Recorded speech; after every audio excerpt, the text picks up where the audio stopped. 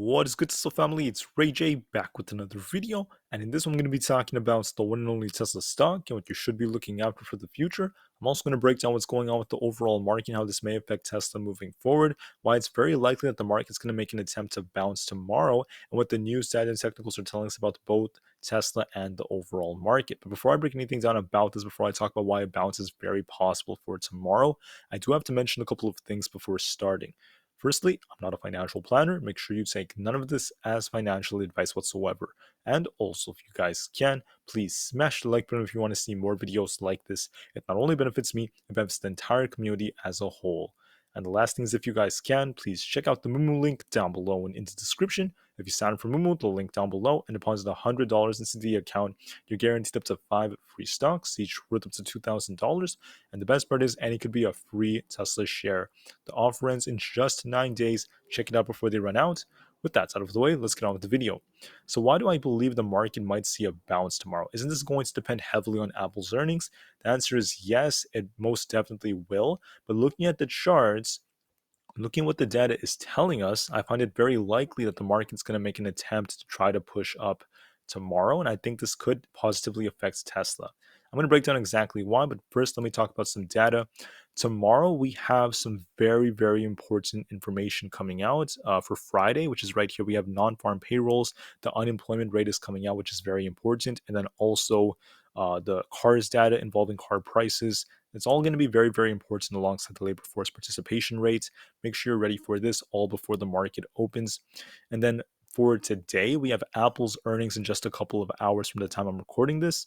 They're going to be excuse me, I'm so sorry, guys. I have a small cough right now. But what's very important is Apple is going to tell us their earnings. Guidance is going to be very important. So is what they tell us about the potential buyback and their dividends.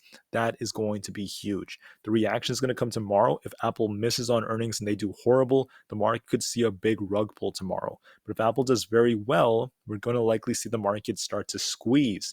And what do I think is going to happen? My best prediction is a high probability of the market squeezing. And I'm going to show you exactly why in the data. Just look at the headlines right now. Apple is expected to announce $90 billion in buybacks and dividends when it reports its earnings. So even if Apple misses on adjusted EPS or something like that, if they announce this buyback or something huge like this, that can most definitely help with the share price. And Apple does not have to rip to the moon for the market to see the squeeze. As long as Apple does not crash, as long as it holds the levels it's currently at, there's a good chance of it happening. I'm always open to any possibility. Of course, earnings can be very risky, so be careful with them. But I believe, looking at the charts as well, the odds favor a bounce in the stock market tomorrow. Now, one of the reasons why I say that is when you look at the put to call ratios, they're still pretty insane. I mentioned to you guys yesterday that I saw a tank or a crash coming to the markets, and that is what happened today. We saw the market come down pretty hard. We saw SPY reach my level of 404. And now that all of this happened, I am noticing a very big difference in the data and the charts that are suggesting a market bounce very soon. And part of that, once again, is this right here. We have a 2.05 put to call ratio. 410 is max pain. We have almost a million puts expiring for Friday, and we have about under 500,000 calls expiring. So very, very mixed data. I know SPY is down in the after hours, but once again, I'm still very patient. I'm going to wait for what the data tells us. And I do believe the market makers will heavily benefit if we see the market squeeze tomorrow. They're going to try to get as many of these puts out of the money. They're going to try to close this around max pain, if not higher. And I think it's very likely something like that happens. Now, as far as Tesla goes, before I start talking about the charts and what they're telling us, Tesla has brought back the long range Model 3 with an 18% discount. It used to cost about $58,000. Now it's around $47,000 before any interior, exterior, or software updates. That's an 18.5% discount, which is still pretty good news for Tesla, in my opinion, because it was previously advertised with a 358-mile range before it paused orders on the longer range vehicle last August, but now it's back with the large discount. That's some good news. It gives more and more incentives for customers to buy these cars, and it provides them with a lot more options. So I believe that's a good piece of news. However, some investors are a little concerned about this because it has cut into their margins, and that's why we have to be careful, at least for the more medium term for Tesla. But overall, as long as they're continuing to sell a lot of cars, that's a good sign for them. for the seventh consecutive day, we're seeing the inventory levels continuing to drop. That's another good sign for Tesla. So right here, inventories used to be 600. Now they're under like 100 or very close to 100. So more and more Teslas are continuing to be bought up today. This is not just from last week. This is from right now, the most current data, a good sign for Tesla going forward. Then when it comes to Tesla, the price price ratio is very flat, as Tesla's pretty flat, not really doing a whole lot. Analysts are pretty mixed on Tesla. Some are more bullish, and then Fridays tend to be green 49% of the time, so we tend to be flat on Fridays. And finally, we have an increase in the short interest on Tesla. 22.5 million Tesla shares were shorted just 2 days ago. And as long as this remains high, if the market gets a bounce, Tesla could see some squeeze pressured for it. Now, I'm not saying it's going to be a massive short squeeze to all-time highs or like a $10 move in one day, but we could see Tesla pump a few dollars if the market gets the bounce we're looking for after Apple's earnings. Volume was very weak on Tesla. Tesla's starting to consolidate. It's getting tighter and tighter and tighter. So I am anticipating a big move very, very soon. On top of that, the short volume relative to price ratio is coming down a bit, which is a pretty good sign. That tells me that Tesla's gaining some strength, as Tesla did close green when the market closed red. But now I want to break down the charts for you. So what's unfortunate about Tesla is it's been just trading sideways, not really doing a whole lot for the last almost week. It's just been going back and forth between support and resistance. It's getting very, very tight, and very soon it's going to make a big move in one direction. Now, if Apple does horrendous during earnings, and Apple rug pulls the entire stock market, Tesla could come down. But if Apple does very well and the market holds up, and Apple announces a buyback with new dividends, or even if their earnings are like very, very strong or things like that, we could see Tesla bounce and push up with the stock market. We could see Tesla make an attempt for 166 and continue to break out. What do I think is going to happen? Well, remember, be prepared for anything. You have to be prepared for anything. I think the odds favor upside, though, and I'm going to break down exactly why. Not only did I mention that there's a relatively high put to call ratio with millions of short positions expiring just on Friday alone, we have over a million puts, and more are going to continue to be bought up. But I'm seeing some very bullish signals on SPY, the QQQ, and bearish signals on the VIX. And I believe that this buying pressure could actually positively affect Tesla, because don't forget, Tesla is heavily dictated and affected by the collective market. You could see right here, compared to the market, Tesla tends to move similar to the QQQ. If you look at the QQQ, I think that was actually the SPY. But if you look at the QQQ, Tesla's it has been underperforming recently after some bad pieces of news involving their deliveries. But overall, if we get a big pump tomorrow, if the market does squeeze, we could still see Tesla do something similar. Now, let me talk about exactly why that is. Why on earth could a market squeeze happen? Look at the chart right here. Look at the RSI. The RSI back around the end of April is making these higher lows when the price made this lower low. And then we saw a squeeze to 417 after that. If you look at the RSI right now, the RSI was making higher lows for the last couple of days. The RSI is uptrending. The price has been downtrending. Additionally, we have a bullish divergence, a possible cross on the PPO for a small push up, but it could get bigger depending on how big the bounce is. Then on top of that, we bounced off some very important support, forming a double bottom like formation, right? When double bottoms form, we could see either like an island reversal or a reversal candle forming the next day. And we have bounced off this level historically. So as long as SPY holds this level, there's a good chance it's going to make an attempt to bounce. Considering that max pain's at 410 and we have so many puts expiring, the odds do favor us getting a bounce tomorrow, maybe even a short squeeze. All right, that's the first big signal I'm showing you guys, from the divergences to the charts to the data, all suggesting the same thing. And then on top of that, if you look at the QQQ, the same thing is also forming right now. On the QQQ, we have a bullish divergence. The price has been making lower lows. The RSI is making higher lows. It was at 25, then it was at 29, then it was at 31, right? RSI is trending up, price is trending down. We tend to get a divergence because of that. Now, my target on the QQQ was 313 to 314 is where I thought it would bottom. It actually bottomed around 315 for today. So I don't know if we're going to gap down tomorrow, come down, then just get a really nice bounce and a fake out move. That's also very, very possible. QQQ is kind of green in the after hours, so that's a good sign. Or it might just straight up just push up from this point on, breaking above the 50 EMA. That's also very, very possible. In my opinion, the odds are favoring us pushing up. I am open to any possibility, okay? Make sure you're ready for that. But I think the odds heavily favor us pushing up and seeing the triple Q getting closer to 318 to 320 tomorrow. And I think Apple will lead the way in the process. Now, right now, Apple is, I think they're making a big move. They're starting to pump a little bit, holding up quite nicely. I'm optimistic for this, but I'm not too worried about anything right now on the share price because of the fact that what matters more is going to be guidance. So make sure you're ready and you are prepared for this. What's important about Apple is a massive, massive company. Okay, it affects the entire market in a very, very massive way. And I actually have the numbers on my phone right now. I'm just pulling it up.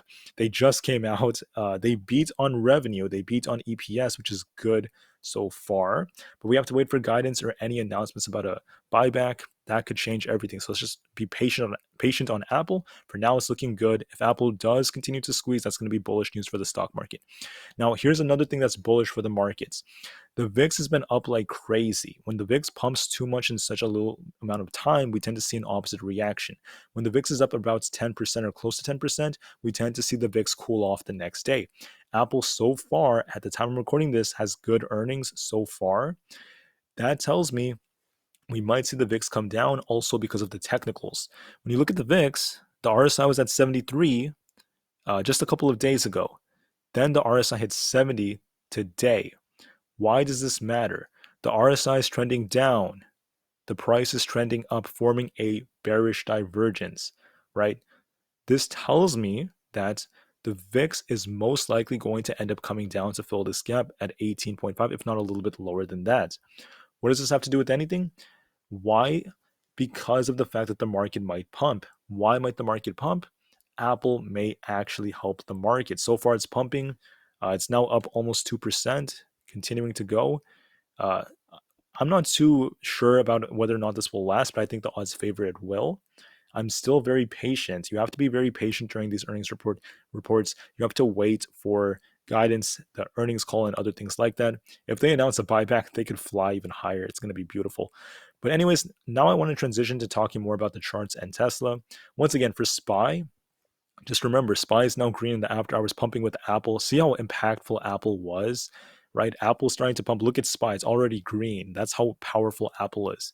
But anyways, if SPY turns bullish, okay, 410 is going to come tomorrow. The market makers are going to squeeze this thing hard and destroy the millions of shorts out there. We have over 1 million puts expiring. That's going to happen if we're bullish. For bearish, we're going to crash below 402. What do I think? Considering all the bullish things I told you with the VIX forming a bearish divergence, the bullish divergence on the QQQ and SPY, and also the key level we're at where we should see a potential bounce in the crossover on the PPO. All these different factors I'm talking about are suggesting the market should bounce. So I think it's very likely SPY is going to go for that push up. I'm open to anything, but that's what I am predicting. For Tesla, okay, if Tesla turns bearish, it's going to have to fight for 160. If we're bullish, it's going to have to break above 163. What am I saying? Well, so far it's just trading sideways, going back and forth, not really doing a whole lot. However, we're getting very tight and forming a wedge-like pattern, so it's getting very, very tight. I think Tesla's going to get a break to the upside.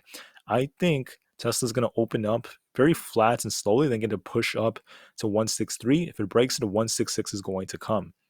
My only problem with Tesla is I don't know how big the bounce will be because every time it hit 165.5 to 166, it ended up failing. It ended up just getting rejections. It kept on happening for the last couple of weeks. So we have some major resistance there. I believe Tesla is going to test this resistance at 166 tomorrow. If it breaks it, it will most likely get closer to 170. That's what I'm seeing for Tesla. So make sure you guys are ready for that. But at the very least, I see this thing breaking past 163 and trying to get to 166. If it breaks to 167.5 to 170 will come. I don't know if it's going to go that high, but I do see a bounce and a green close for Tesla for tomorrow. I think the market's going to help it pump. That's my prediction for Tesla.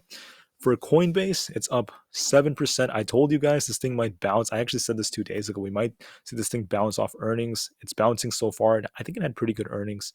Uh, it might just continue to keep going. It could try to get to this 56 level, but be careful during these earnings because implied volatility could negatively impact prices. And then on top of that, you have to remember that it could become very overbought pretty quickly. So be careful. The dollar did not get a breakout, even though the market tanked. The dollar did not get a clean breakout. It's still at 101.4.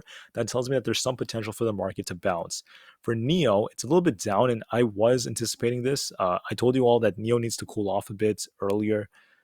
Neo needs to cool off. It's very overbought. So I'm anticipating it to come down to maybe 8 to 7.9, just a little bit down, then get a nice bounce, and it should continue to uptrend as long as it holds these levels. And we could see it close very flat, if not a little green. HYG, it's a little bit down as of right now, but we're about to get a bullish cross on the PPO. Not much of a divergence forming though, but I want to see this thing get a bounce and continue pushing. Microsoft, I expected to trade pretty flat since it was pretty overextended. I'm anticipating it's going to get a pop to about 307, cool off a bit, and just trade pretty flat, if not a little bit in the green.